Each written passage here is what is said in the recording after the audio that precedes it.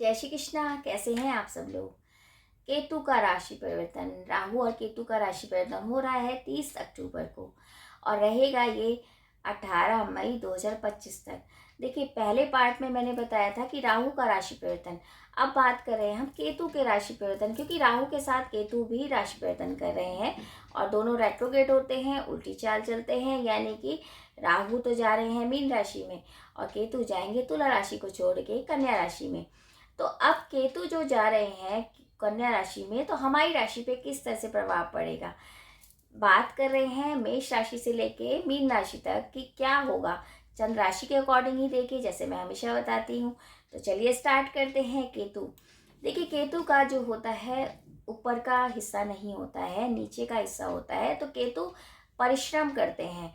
केतु वाले जो लोग होते हैं वो दिमाग से नहीं, ज़्यादा अपने दिल से काम लेते हैं, जिस वजह से उन्हें धोखा भी खाना पड़ता है। अब परिश्रम अधिक करेंगे, दिमाग नहीं होगा, तो क्या हमारे जीवन में बदलाव आएगा। चलिए स्टार्ट करते हैं।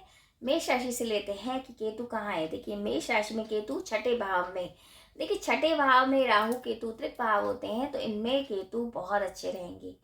आपके जो शत्रु हैं वो आपका कुछ नहीं बिगाड़ पाएंगे। बस थोड़ा सा हिडन जो प्रॉब्लम है वो आपको हो सकती है, जैसे कि आपकी बीमारी है या कुछ सर्जरी आपको करानी है, तो वो आपको थोड़ा सा दुखी कर सकती है। कुछ सर्जरी है या रुक रही है तो वो आप कराएंगे, या आपकी कोई बीमारी आपको पता ही नहीं है, वो आपका हो सकता है इन दिनों आपका पता लग जाए। लेकिन वैसे देखा जाए शत्रु के हिसाब से, या आपके लोन चल रहे थे, या आप किसी भी तरीके से परेशान थे कर्जे से, वो आपके कर्जे हटेंगे। यानी कि आपके लिए तो केतु अच्छा है। बस थोड़ा सा सेहत से रिलेटेड दिक्कतें हो सकती हैं। देखिए, केतु अलगाव कराता है, हटाता है। तो अब क्या है, आपके शत्रु और आपके ऊपर जो कर्जे थे वो हटेंगे।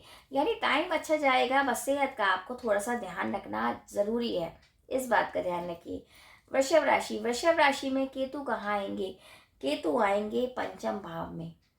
देखिए, पंचम भाव में केतु ऐसा नहीं है खराब होते हैं, लेकिन फिर भी ये कहा जाएगा कि संतान से रिलेटेड दिक्कत हो सकती है आपको।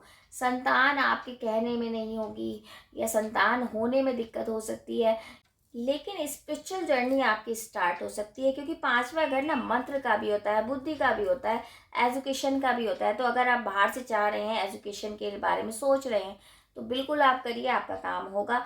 और अगर आप मंत्र को सिद्ध करना चाहते हैं, ऑकल्ट साइंस से रिलेटेड कुछ करना चाहते हैं, तो आपके लिए बहुत अच्छा टाइम है। आप बिल्कुल ये करिए, आपका रुझान भी वहाँ पर होगा। अब मिथुन राशि की, मिथुन राशि में केतु कहाँ पर हैं। देखिए, केतु जो आएंगे वो आएंगे चतुर्थ भाव में। देखिए, चतुर्थ भाव में वैसे इतना कोई दिक्कत नहीं करेगा, लेकिन ये है कि थोड़ा सा सुखों में कमी हो सकती है, या आपका हो सकता है सुख भाव है ना, तो जैसे कि ट्रांसफ़र हो जाए। आप जहाँ चाह नहीं रहे हैं वहाँ पर आपका ट्रांसफ़र हो सकता है, लेकिन वैसे ग्रोथ होगी। आपका घर से दूर जाना ज़रूरी हो जाएगा, कि आप नहीं चाहेंगे तब भी वहाँ पे आपको जाना पड़ेगा, या आप नई प्रॉपर्टी लेके हो सकता है वहाँ चले जाएं, शिफ्ट हो जाएं। तो परिवर्तन आएगा आपके जीवन में कि किस तरह से आप या तो नए मकान में जाएं, या आप एक तरह से अपने मकान में पहुँच जाएं किराए के मकान से। मतलब यही है कि परिवर्तन का योग है। तो आपके लिए तो टाइम अच्छा है कि कुछ परिवर्तन आएगा। माता का कष्ट थोड़ा सा बढ़ सकता है, लेकिन वैसे टाइम ठीक जाएगा। अगर आप धन से रिलेटेड सोचें तो बहुत अच्छा है, जॉब भी चेंज होगी आपकी। अब बात करते हैं कर्क राशि। कर्क राशि में जो केतु हैं वो तीसरे भाव में। देखिए, तीसरे भाव में क्या है। देख, तीसरा भाव हमारी यात्राओं का होता है, हमारे पराक्रम का होता है। तो हो सकता है हम लेजी हो जाएं, हो सकता है हमारे अंदर जो एक तरह से क्षमता थी काम करने की वो थोड़ी सी धीमी पड़ जाए, लेकिन वही यात्राओं से आपको लाभ मिलेगा। यात्राओं में आपके बहुत अच्छा रहेगा। थोड़ा सेहत से रिलेटेड आपको दिक्कत हो सकती है। अगर आप बुद्धिमत्ता से काम करेंगे तो आपका काम भी बढ़ेगा, यात्राओं से लाभ भी होगा। लेकिन वहीं आप किसी पे डिपेंड हो जाएंगे, क्योंकि तीसरा भाव पराक्रम का भी है, तो पराक्रम में थोड़ी कमी, आपकी हेल्थ के इशू, तो हो सकता है वहाँ पर थोड़ा सा आपको झुकना पड़ जाए और आपके काम नहीं बने। तो बस ध्यान रखिए, अपने आप को बैलेंस करके चलिए, मेडिटेशन करिए, थोड़ा सा अध्यात्म की तरफ जाएंगे तो अच्छा रहेगा। थोड़ा सा आपको जो सेहत से रिलेटेड दिक्कतें आए हैं उनका तो विशेष ध्यान रखना पड़ेगा। बात करते हैं सिंह राशि की। सिंह राशि में दूसरे स्थान पे आ रहे हैं। देखिए, दूसरे स्थान पे केतु क्या होते हैं, आप कुटुंब, कुटुंब में किसी भी तरीके का अलगाव हटाते हैं ना, अब हो सकता है कुछ ऐसे डिस्प्यूट हो जाए या लीगली कुछ हो जाए या कुछ आप नहीं चाह रहे हैं वो भी आपके लड़ाई झगड़े ज़बरदस्ती के हो जाएं या आपके घर में विवाद बढ़ जाएं, इस बात का ध्यान रखिए। धन से रिलेटेड आपको हानि हो सकती है, धन से रिलेटेड दिक्कतें बढ़ जाएंगी। हो सकता है कोई आपका मिसयूज़ कर ले या आपको पता ही ना लगे कि ऐसे ये पीछे से वार कर दिया, इस तरह की सिचुएशन हो सकती है।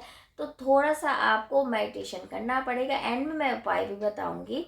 तो आपको इस चीज़ का ध्यान रखना है, किसी भी डॉक्यूमेंट पे साइन बेवजह नहीं करना है।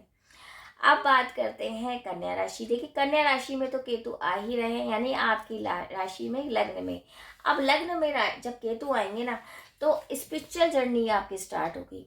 देखिए जब लग्न में केतु होते हैं तो व्यक्ति को खोजी बना देते हैं कि मैं कौन हूँ, मैं क्या हूँ। इस तरह की रिसर्च के क्षेत्र में वो लोग काम भी करते हैं और अपने बारे में सोचते भी हैं कि मेरा जीवन क्यों हुआ है या मैं यहाँ क्यों आया हूँ धरती पे। इस तरह की सिचुएशन आपकी हो सकती है, उसमें आपका अध्यात्म भी बढ़ सकता है और हो सकता है आप लापरवाह भी हो जाए। तो सेहत से रिलेटेड आपको थोड़ा सा ध्यान रखना है, क्योंकि कहीं ऐसा होता है कि अपने बारे में नहीं सोचते हैं और बस इसी खोज में लग जाते हैं कि हमारा जीवन का उद्देश्य क्या है। तो अपनी सेहत का आपको विशेष ध्यान रखना पड़ेगा। थोड़ा सा ये है कि आपका इसी वजह से मनमुटाव आपकी पारिवारिक जीवन में हो सकता है। तो ध्यान देने वाला टाइम है आपके लिए थोड़ा सा, ये 2.5 साल जो है, 18 महीने अकॉर्डिंग टू 2.5 साल नहीं, तो थोड़ा सा ध्यान देने वाला होगा, इस बात का ध्यान रखिए। अब आती है तुला राशि। देखिए तुला राशि में केतु है 12वें भाव में। कहते ये हैं कि 12वें भाव में केतु बहुत अच्छे होते हैं, मोक्ष कारक होते हैं, लेकिन ऐसा भी नहीं होता है। केतु जो है क्योंकि हॉस्पिटल का भी है, अध्यात्म का भी है और विदेश से रिलेटेड भी जो चीज़ें होती हैं वो 12वें भाव से देखी जाती हैं, जैसे खर्चा भी देखा जाता है। तो आपको, मुझे जो लगता है कि आपको एक बार अपना चेकअप ज़रूर कराना चाहिए, क्योंकि हॉस्पिटल के चक्कर ना लगे। उससे अच्छा है एक बार आप चेकअप करा ले, कोई दिक्कत तो नहीं है। थोड़ा सा तबीयत ना आपकी गड़बड़ हो तो आप चेकअप कराइए। आपका बाहर से रिलेटेड जो काम है, विदेश से रिलेटेड वो काम होगा। स्पिरिचुअल जर्नी आप स्टार्ट कर सकते हैं, ज्योतिष, ऑकल्ट साइंस या इस तरह का आप कर सकते हैं। यात्राओं का योग बना हुआ है, आध्यात्मिक यात्राएं बहुत अच्छी होंगी और स्पिरिचुअल। तो बस आपको स्वास्थ्य के हिसाब से ध्यान रखना है, अदरवाइज टाइम आपका अच्छा है, आपकी ग्रोथ बहुत होगी, क्योंकि राहु का भी अच्छा है, प्लेसमेंट होगा 6ठे भाव में और केतु आएंगे 12वें में। तो आपके लिए तो टाइम बहुत अच्छा जाएगा। अब बात करते हैं वृश्चिक राशि की। देखिए वृश्चिक राशि में केतु 11वें भाव में, और 11वें भाव में जब केतु आएंगे तो कुछ अलगाव होगा। जैसे हो सकता है आपके बॉस से आपकी थोड़ी सी अनबन हो जाए। 11वां भाव वैसे अच्छा होता है और आपके गेन का होता है, यानी कि आपको धन से रिलेटेड तो कोई दिक्कत नहीं होगी, लेकिन आपकी बेवजह के वाद विवाद हो जाएंगे। आप मतलब अकेलापन आपको ज़्यादा अच्छा लगेगा। आप सोचेंगे कि अकेले ही रह लेते या इतनी मेहनत करिए उस हिसाब से नहीं मिल रहा है तो क्या है, इस तरह के भाव आपके आ सकते हैं। हेल्थ के इश्यू थोड़े से बढ़ जाएंगे, उस बात का ध्यान रखिए। वैसे आपका अगर आप वाद विवाद में नहीं पड़े तो बॉस से आपकी अच्छी जमेगी, पर लेकिन बॉस से अगर आप किसी तरह से अनबन करेंगे तो वहीं आपको भुगतान भी करना पड़ेगा। बात करते हैं हम धनु राशि की। देखिए धनु राशि में केतु आएंगे 10वें भाव में। 10वें भाव में केतु आने का मतलब ये है कि आपके काम में बदलाव, परिवर्तन, आप नहीं चाह रहे थे ट्रांसफ़र भी हो रहा है, मतलब ट्रांसफ़र हो सकता है, परिवर्तन का योग है, यानी कि कुछ चेंजेस आएंगे। पिता के स्वास्थ्य को लेके आपको थोड़ी सी दिक्कत हो सकती है, उनका हेल्थ इश्यू बढ़ जाएगा, पिता के स्वास्थ्य को थोड़ा कष्ट हो सकता है। हो सकता है अगर आप जल्दबाजी में कोई काम करते हैं और आप सोचते हैं कि ये काम बहुत अच्छा है तो उस काम में आपको थोड़ी दिक्कतें हो जाएं, तो बहुत सोच समझ के आपको काम करना है, वरना बहुत दिक्कतों का सामना करना पड़ सकता है। अदरवाइज देखा चेंज का टाइम है तो थोड़ा सा सब्र के साथ आप काम करेंगे और अब अपने वर्कर से मिलके काम करेंगे तो ज़्यादा अच्छा रहेगा। बात करते हैं वहीं हम मकर राशि की। मकर राशि में धर्म स्थान यानी 9वें भाव में केतु आ रहे हैं, तो 9वां भाव तो केतु का प्रिय भाव, यानी कि आपके धर्म में रुचि अचानक बढ़ेगी। हो सकता है आध्यात्मिक आप इतने हो जाएं कि आप बार बार आप धार्मिक स्थल की यात्राएं भी करें, यात्राओं से लाभ भी मिलेगा और पिता का भी सुख और माता का भी सुख, दोनों ही सुख मिलेंगे। आपके भाग्य में बढ़ोतरी होगी, आपके काम में भी बढ़ोतरी होगी। तो आपके लिए तो टाइम बहुत अच्छा जाएगा और धर्म से रिलेटेड आप कुछ दान पुण्य भी करेंगे और हो सकता है आगे विदेश से भी आपको मुनाफा हो, तो आपके लिए टाइम बहुत अच्छा है। बात करते हैं हम कुंभ राशि की। देखिए, कुंभ राशि में कहाँ जाएंगे, अष्टम में आ रहे हैं केतु, यानी कोई सर्जरी है रह गई है आपकी, या कुछ आपके हेल्थ इशू हैं वो बढ़ जाएंगे, सर्जरी करानी पड़ सकती है, हेल्थ इशू बढ़ेंगे। तो बहुत सोच समझ के आपको काम करना पड़ेगा, किसी भी के पर आपको आंख बंद करके विश्वास नहीं करना है।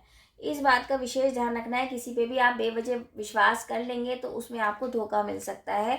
आपके अगर एक्स्ट्रा कोई अफेयर हैं तो उस पर बहुत सावधानी रखिए, वरना आप फंस सकते हैं। तो अष्टम का भाव है, छुपा हुआ भाव है, तो कोई प्राइवेट पार्ट में आपकी कोई दिक्कत हो सकती है। बिल्कुल डॉक्टर को चेकअप कराइए तो अच्छा रहेगा। वही बात करते हैं अंतिम राशि मीन राशि की। देखिए, मीन राशि में कहाँ जाएंगे, सातवें भाव में केतु। देखिए, सातवें भाव में केतु का मतलब है आपके जो पार्टनर है या आप खुद थोड़े स्पिरिचुअल हो जाएंगे और पार्टनर से अलगाव की स्थिति हो जाएगी, पार्टनर से आपकी बनेगी नहीं, या बेवजह झगड़े होंगे, या बेवजह के मुद्दों पे आपके वाद विवाद बढ़ सकते हैं, आपका मन नहीं लगेगा, अलगाव की स्थिति भी हो सकती है।